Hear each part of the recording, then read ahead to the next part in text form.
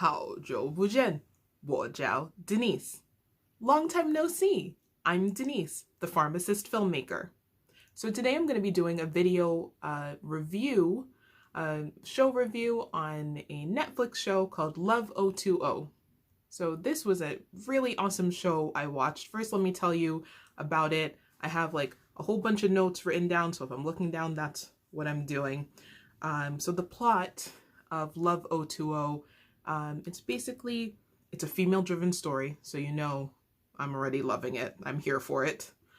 And it's about a young, smart Chinese woman who is in college, and she's a computer major. She's really good at video games. She's a gamer. And in this one game that she plays, where you like fight bad guys and go on different quests, it has men and women both who play. And the men and women sometimes get married in the game, and then they go off on quests fighting bad guys together. So she has a husband in the game, and then with other couples, what they do is they'll like meet up in person, and like sometimes they become real life couples too. She keeps her gaming life and her real life separate. So she has no intention of meeting up with anybody, no intention of telling her real name. There's a part where you can put like a profile picture and everybody can see you, and she has no intention of doing that. And because of that, and because of her amazing skill in the game, people think that she might be like a man in real life, catfishing, pretending to be a woman in the game. So her in-game husband, he one day is like, after they finish like doing this amazing quest and killing this bad guy in the game, he's like, you know, it's been like a year or two or however long it's been, and you're still calling me by my first name. Like, don't you think that's weird? And then somebody else, like another couple, walks by in the game, and the girl's like, oh, hubby, oh my gosh, you're so brave. Thanks for saving me. And then she's just like, isn't that your name? That's why I call you that. And then he's like longingly looking at that woman who is walking and like doting all over her husband and being all helpless. So he's just like, no, I mean, I don't even know if you're really a woman. Like, you never ask for my help, and you never, you know, you're never scared. Like, you're fearless. So like, you must be a man. That's what he said. He didn't say you must be a man. Like, I'm adding that part in, but he was just like, I don't know. Like, don't you live, like, you live in around here? Don't we live around the same place? Like, shouldn't we meet up? And she's like, no, we can just have our fun in the game. And then he's like, yep, that's a catfish. So I'm going to have to ask you to like separate us to dissolve our in-game marriage. And then she was like, oh, why? And he's like, don't ask me any questions, but I'll compensate you for it. So she was just like, no worries, okay. And then she goes, you know, they go to, it's like this little ceremony they have to do to break up. And then he wanted to give her like something to compensate her in the game.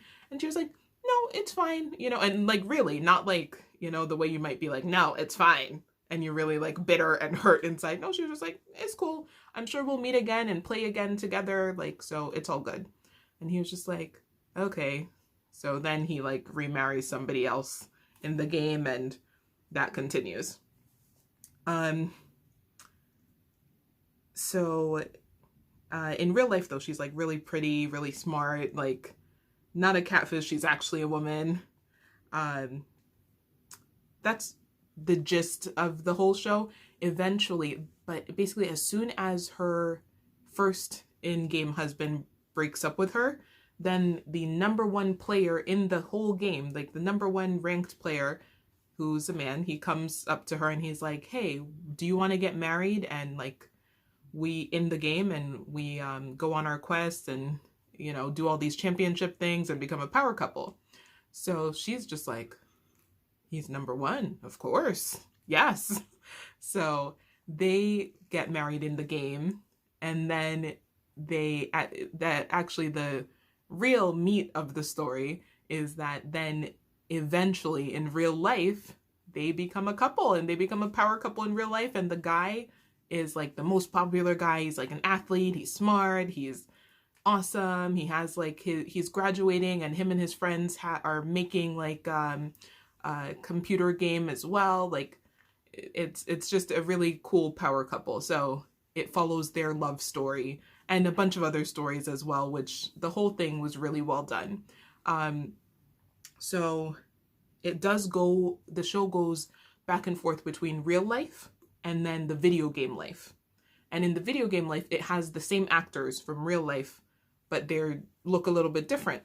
So it took me longer than it probably should have to realize that like the men in the game were the same men who were acting in real life, because in the video game they have like this long luxurious hair, and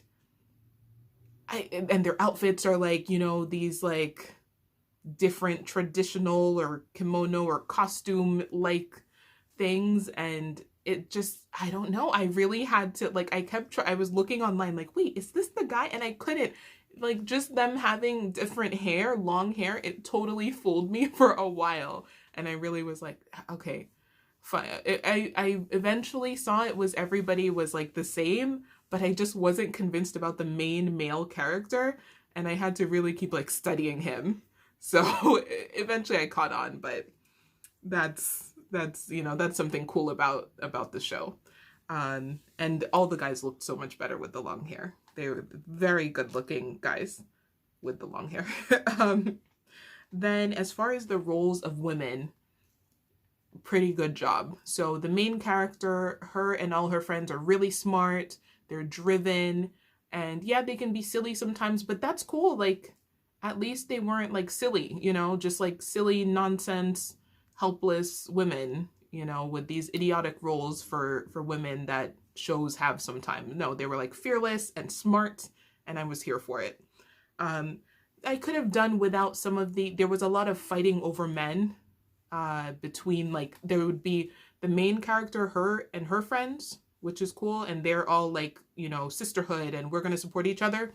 But then there would be other groups of girls, like the mean girls, and they weren't fighting over like scholarships or internships or like being number one in class, which would have been cool because that's fighting or competing to improve yourself. They were fighting over the attention of men. And like, what is that worth? It's not worth losing your sister over. Come on. Like, or a potential sister. Like, why can't you all just get over the damn guys? Like, I didn't like that, but you know, I can accept it because they still, in the show, because they still offered enough positive examples of women in different careers, being intelligent, so I was with it. And then the love story is beautiful between the main characters. Like, there's so much respect. However, there would be times where I didn't, like, some guys can be not showing their emotions, like, just in regular life. I get that. But I felt like the main character, love interest man, I didn't like how he was sometimes. And I don't know if that's like a cultural difference that I'm noticing, if that's just, you know, him being an unemotional guy or what, but sometimes I didn't like how he would like express himself towards her. Never anything mean or whatever, it just didn't gel with me. And then their kissing scenes were always weird. Like, I don't know, like sometimes she'd be like, and then like her mouth, I don't know what she'd do with her mouth, and then it would just be very weird. The kissing looked awkward, and I don't know if it was supposed to look awkward. I know that China does like censor shows and stuff, and it can censor movies.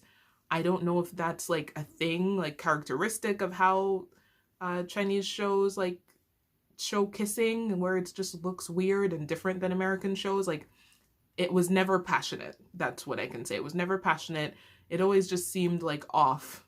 and it always seemed like one of them didn't want to be there. That could have been like just an actor's thing. Maybe they didn't like each other. Maybe like they just don't usually do that, so it's very awkward. But it was difficult to watch when they would be kissing. I'd be like, oh no, go back to talking and then I can know you're a couple. But when you do this kissing stuff, I'm like, what is happening? No, no, no.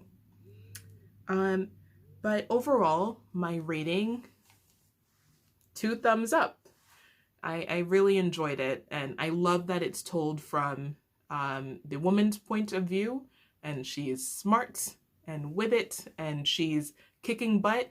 One of the things, so because it does show the video game part, it has a lot of fighting in it, more so in the beginning of the series than at the end, towards the end.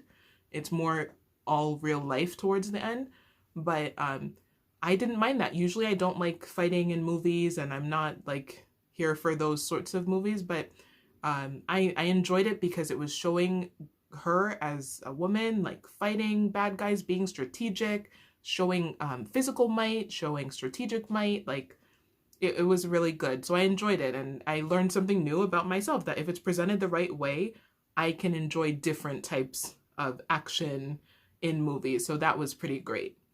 So again, 2 thumbs up. Love O2O. Definitely check it out. Tell me what you think if you've watched it. It's currently on Netflix. I watched it in January 2020. So as of January 2020, it was on Netflix. Hopefully whenever you're watching it, it's still there. Go check it out. You know, it is in Mandarin. Watch it with the subtitles in English and tell me what you think. Or if you watch it, you know, it's a very, very popular show from what I gather. And there is also a film. I haven't watched the Love O2O film. I might watch it. But yeah, all in all, very well done. Thank you so much for watching. Xièxiè. Please remember to like, comment, and subscribe. And when you do subscribe, hit the notification bell so that you can be notified by YouTube anytime I upload a new video. Thank you. Goodbye. Zàijiàn.